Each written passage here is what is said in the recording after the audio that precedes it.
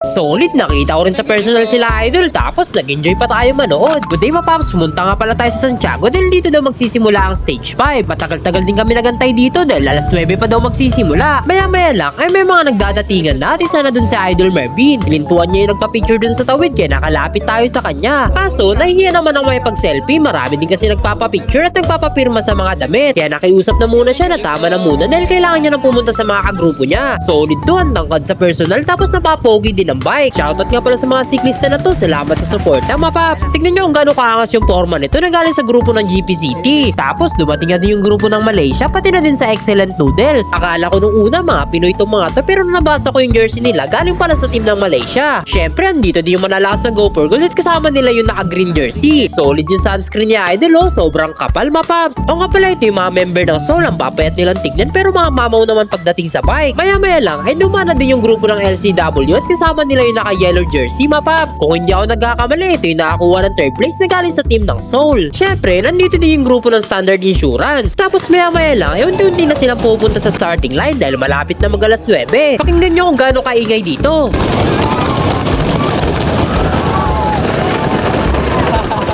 Tibay ng mga balat nito, ang init na kasi sa time na to tapos saka pa lang sila magra-ride out. Paano pa kaya mamaya kapag inabot na sila ng tanghali dahil sa Tuguegarao pa yung finish line. First time ko manood ng ganito at nag-enjoy talaga ako Mapaps. Pagpatak na alas 9 ay pinakawalan na sila.